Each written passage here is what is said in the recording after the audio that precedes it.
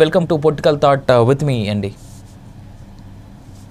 Right, నా first question Seshu గారితో మొదలెట్టేద్దాం. శేషు గారు, ఒక ఎనలిస్ట్గా కాకుండా ఫినాన్స్ బాగా నీట్గా తెలిసినటువంటి వ్యక్తిగా కూడా అండ్ ఈ బడ్జెట్పై చాలా ఆశలు ఉన్నాయి. ఎందుకంటే ఇది మూడోసారి మోడీ గవర్నమెంట్ రావడం అండ్ సీతారామన్ మీద అసలే అమ్మ మీద చాలామందికి చాలా ఎక్స్పెక్టేషన్స్ ఉంటాయి. ఆవిడ ఎప్పుడు అందరినీ డిప్రెషన్లోకే తోసేస్తుంది అనేటువంటి మాట కూడా ఉంది. గత 10 ఏళ్ల పాటు మనం చూస్తూనే ఉన్నాం. ఇది 8వ బడ్జెట్ ఆవిడ స్ట్రైట్ ప్రవేశపెట్టడం నాకు తెలిసి రికార్డ్ టైం అనుకుంటా ఆవిడకి మాత్రం. బట్ ఫస్ట్ స్ట్రైట్ క్వశ్చన్, కేంద్రం బడ్జెట్ ఎలా ఉంటుందని మీరు అనుకుంటున్నారు? అసలు ఎలా ఉండాలని మీరు కోరుకుంటున్నారు? మీ దగ్గర నుంచి మొదలెడదాం శేషు గారు. అందరికి నమస్కారం.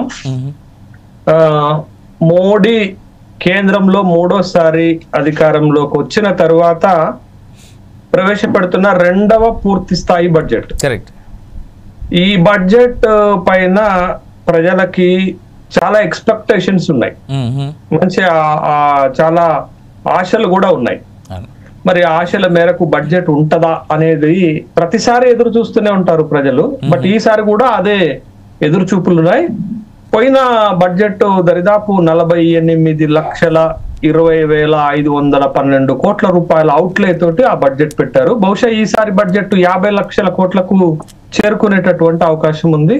50 లక్షల కోట్ల రూపాయల అవుట్లే తోటి ఈసారి బడ్జెట్ ప్రవేశపెట్టే అవకాశాలు ఉన్నట్లుగా వార్తలు వస్తున్నాయి. అయితే గత బడ్జెట్ చాలా కీలకంగా ఫోకస్ చేసినటువంటి అంశం ఏంటి అంటే నిరుద్యోగము, నైపుణ్యము.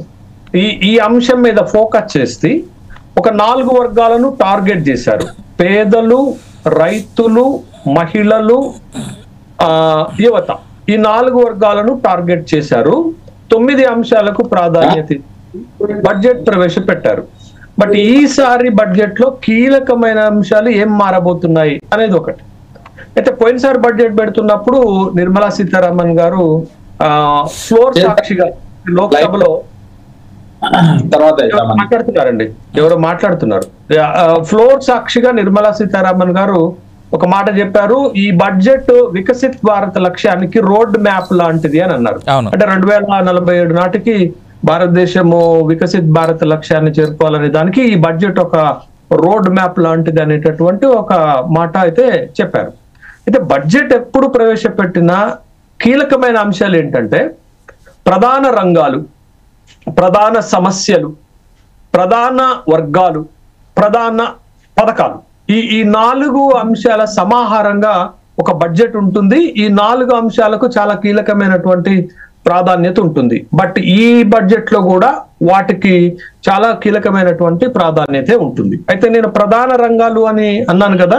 ప్రధాన రంగాల్లో మనకి దేశమే వ్యవసాయ రంగం కాబట్టి వ్యవసాయ రంగానికి ఉండే అటెన్షన్ ఏంటి, తర్వాత గ్రామీణ ప్రాంతాలు ఎక్కువ కాబట్టి గ్రామీణ అభివృద్ధికి తీసుకునే చర్యలు ఏంటి, తర్వాత కీలకమైన మానవ వనరుల అభివృద్ధికి సంబంధించిన విద్యారంగం పైన, వైద్య రంగం పైన ఎంత పెట్టుబడులు పెట్టబోతున్నారు, ఎంత అలొకేషన్ చేయబోతున్నారు, ఏ కీలక అంశాలు తీసుకోబోతున్నారు, తర్వాత మౌలిక వసతుల రంగం. మీరు బీజేపీకి కాంగ్రెస్ కు ఉన్నటువంటి ప్రధాన తేడా ఏంటి అని అంటే బీజేపీ డెవలప్మెంట్ కి ఎక్కువ ప్రాధాన్యత ఇస్తే కాంగ్రెస్ సంక్షేమానికి ఎక్కువ ప్రాధాన్యత ఇస్తుంది.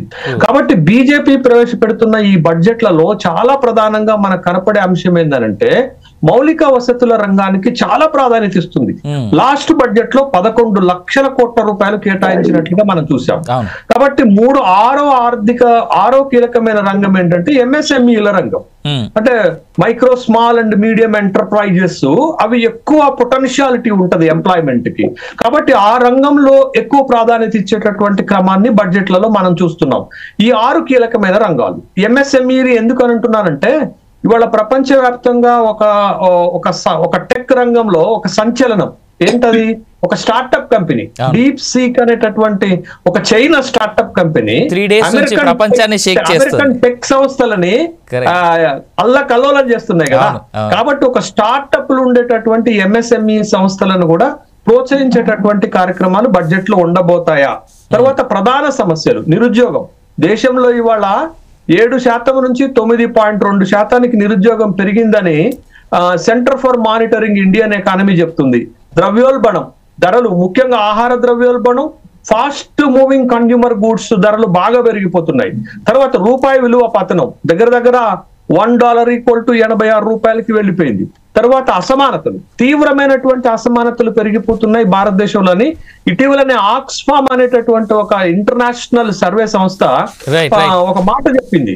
కాబట్టి సంపన్నులపై భారీగా పన్నులు విధించాలి భారతదేశంలో అనేటటువంటి ఒక సూచన కూడా చేసింది. ఈ 4 ప్రధాన సమస్యలు. తర్వాత ప్రధాన వర్గాలు, పేదలు, రైతులు, మహిళలు, యువత, మధ్యతరగతి. ఎందుకు మధ్యతరగతి అంటున్నానంటే భారతదేశంలో 39% మధ్యతరగతి వర్గాలు ఇప్పుడు ఉన్నాయి. కాబట్టి మధ్యతరగతిని అటెన్షన్ చేయాల్సినటువంటి అవసరం ఉంది. తర్వాత వ్యాపార వర్గాలు, ఈ 6 వర్గాలు.